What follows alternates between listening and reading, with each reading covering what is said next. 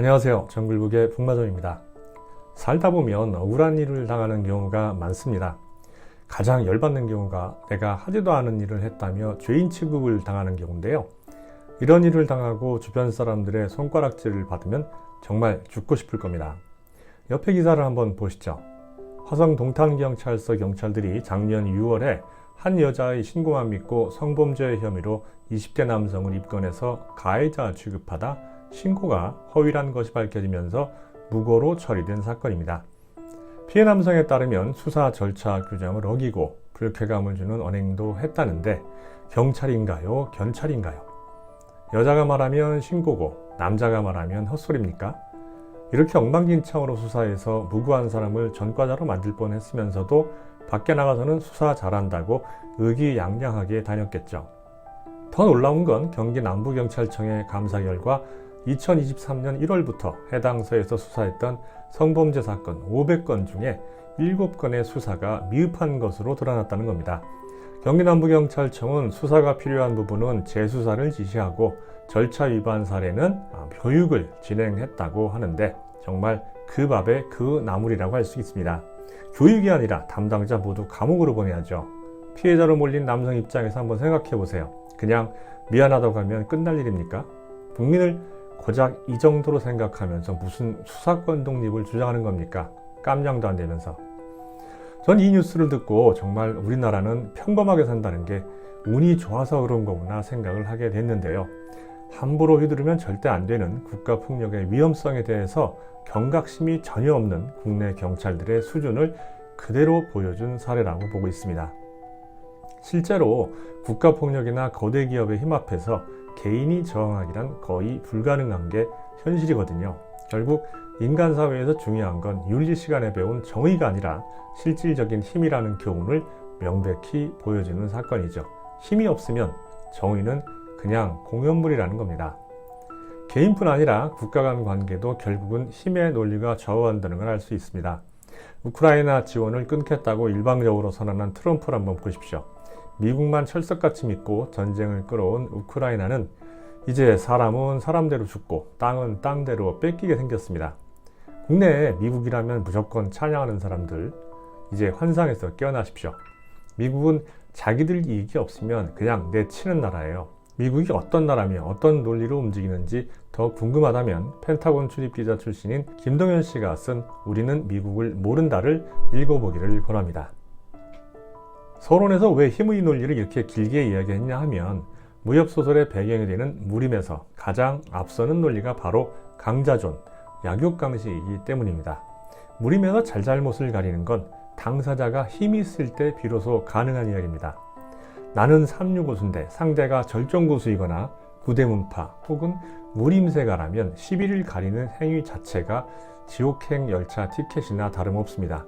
일이 더 시끄러워지기 전에 살인멸구하면 간단하거든요. 그런데 대다수 무협소설은 주인공이 온갖 고난을 극복하고 무림의 평화와 질서를 위협하는 악당을 제거하는 해피엔딩으로 끝납니다. 주인공과 주인공을 돕는 인물들은 권선징악, 정의 실현을 최고의 가치로 삼아 활동하죠. 어라? 이렇게 따져보니까 앞뒤가 맞지 않습니다. 이렇게 생각해보니까 만일 무림이 존재한다면 무협소설에서 만나는 무림과는 사뭇 다른 무법천지일 가능성이 아주 높습니다.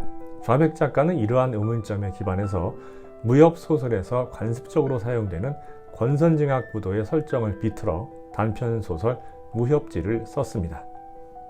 무협지의 주인공은 항주에 사는 정생입니다. 정생의 평온한 삶은 잠에서 깨서 침대 옆에 있는 잘린 머리를 발견하면서 난장판이 됩니다. 머리는 하나씩 늘어가고 정생은 이 사건을 관가에 신고하려 하는데요. 잘린 머리 중에 지부대인이 포함되어 있다는 사실을 알고 포기합니다. 범인은 바로 귀검이라는 절대고수였습니다. 귀검은 실종된 딸이 남긴 쪽지를 읽고 정생을 괴롭히려고 살인극을 벌이는 중이었습니다. 쪽지에는 정생에게 농락당하다 버림받은 충격을 이기지 못하고 자살한다고 적혀 있었습니다. 전혀 모르는 여자의 무고에 걸린 정생은 억울하고 황당하기만 하죠. 하지만 정생이 아무리 억울하다고 해도 귀검은 들은 척도 하지 않고 계속 괴롭히다가 내년 오늘 죽이겠다고 선언합니다. 심지어 정생이 조언을 구하는 사람들마저 다 죽여버리죠. 정생은 귀검과 무공실력에서 쌍벽을 이룬다는 사도의 집을 찾아가는데 거기서 놀라운 일이 벌어집니다. 귀검의 딸이 사도의 아들과 결혼해서 살고 있었던 거죠. 귀검의 딸은 아버지가 결혼을 반대할 것 같아서 흔한 이름을 적었을 뿐이라고 자백합니다. 어처구니가 없던 귀검은 딸과 사위를 죽이고 정생에게 사과합니다. 그런데 이런 사과는 마지못해 하는 형식적인 사과일 뿐이죠. 그토록 무고를 주장했는데도 들은 척도 않고 사람을 사지에 몰아넣은 데다가 주변 사람마저 다 죽인 다음 잘못했어 한마디 하면 정상으로 돌아갈 수 있습니까? 하지만 억울해도 힘없는 자의 항변은 소용이 없습니다. 목숨을 달라는 정생의 요구를 거부한 채 다른 요구를 하라는 귀검의 말에 결국 정생은 무공을 가르쳐달라고 합니다. 언젠가 그 무공으로 귀검을 암살하겠다는 꿈을 꾸면서 말이죠. 두 사람의 이별 순간은 의외로 빨리 찾아옵니다. 객잔에서 사도가 귀검을 공격한 겁니다. 죽은 아들과 며느리의 복수를 하기 위해 동비어진도 불사한 공격을 한 결과 사도는 즉사하고 귀검도 중상을 입고 결국 사망합니다. 자유의 몸이 돼서 고향으로 돌아온 정생은 뜻밖의 소식을 듣습니다. 아내가 하인과 정부이 나서 모든 재산을 처분한 후 다른 동네로 떠났다는 것이었습니다. 정생은 아내가 외아들을 죽게 만든 사실에 분노하고 두 년놈을 없애버리기로 합니다.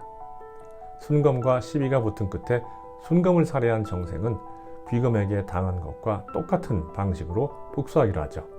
정생이 순검에 잘린 머리를 두 사람의 방 안으로 들여놓는 순간 마침 창문 옆에 있는 청동 거울 속에 정생이 비치는데요. 놀랍게도 거울 속에 비친 모습은 눈이 충혈된 귀검의 얼굴과 똑같았습니다. 좌백은 무협소설의 전형적인 구조와 설정 비틀기를 통해서 처음에는 억울한 피해자였던 주인공이 온갖 고생을 거치면서 그토록 싫어하던 악랄한 무림곳으로 변모하는 반전을 그려냅니다. 이러한 접근은 무협의 본질이 정의구현, 번선징악이라고 여겼던 독자들의 생각에 의문을 갖는 계기를 제공하죠. 특히 저항 불가능할 정도로 강력한 힘 앞에서 할 수 있는 게 아무것도 없는 무력한 인간의 변화 과정을 보여주면서 엄청난 스트레스로 피해자가 가해자로 자연스럽게 변모하는 인간 본성을 조명합니다. 폭력적인 아버지 밑에서 폭행을 당하면서 성장하는 자식들은 부모가 된 후 똑같은 행태를 보이거나 더한 폭력성을 보인다는 연구 결과가 떠오르는 대목입니다. 얼마 전에 리뷰했던 나카야마 시치리의 연쇄살인마 개구리 남자에서도 어린 시절 나스오가 아버지에게 지속적으로 학대당한 스트레스를 견디지 못하고 벌레와 동물을 죽이다가 종국에는 동급생까지 죽이는 장면이 등장합니다. 폭력은 또 다른 폭력을 낳으며 선악의 구분조차 무의미해질 수 있음을 암시합니다. 무협지는 우리 일상에서 힘의 영향력을 여실히 보여줍니다.